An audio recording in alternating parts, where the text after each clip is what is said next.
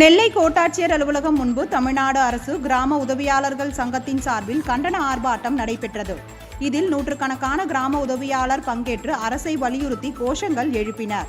சிறப்பு காலமுறை ஊதியத்தை ரத்து செய்து டி பிரிவு காலமுறை ஊதியத்தை அமல்படுத்தி வழங்கிட வேண்டும்.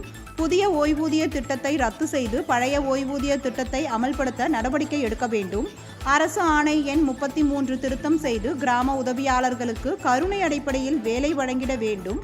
உயிரிழந்த மற்றும் ஓய்வு பெற்ற கிராம உதவியாளர்களுக்கு பிடித்தம் செய்த பண பலன்களை உடனடியாக வழங்க வேண்டும் உள்ளிட்ட பல்வேறு கோரிக்கைகளை வலியுறுத்தி நெல்லை மாவட்ட தமிழ்நாடு கிராம உதவியாளர் சங்கத்தின் சார்பில் நெல்லை மாவட்ட ஆட்சியர் அலுவலகத்தில் உள்ள கோட்டாட்சியர் அலுவலகம் முன்பு கண்டன ஆர்ப்பாட்டம் சங்கத்தின் வட்டார தலைவர் சுடலைமுத்து தலைமையில் நடைபெற்றது.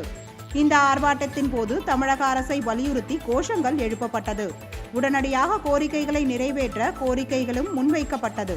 இந்த ஆர்ப்பாட்டத்தில் நெல்லை மாவட்டத்தின் பல்வேறு பகுதிகளில் இருந்து வந்த 100க்கும் மேற்பட்ட கிராம உதவியாளர்கள் கலந்து கொண்டனர். கிராம உதவியாளர்களுக்கு 1695 625 ஜீவோ 625 ஜீவோ படி அரசு ஊழியருக்கு என்ன உண்டோ அத்தனை சலுகைகளும் உண்டு என்று சொல்லியும் இதுவரை எங்களுக்கு பல ஆண்டுகளாகியும் இதுவரை அரசு ஊழியராக ஆக்கப்படவில்லை.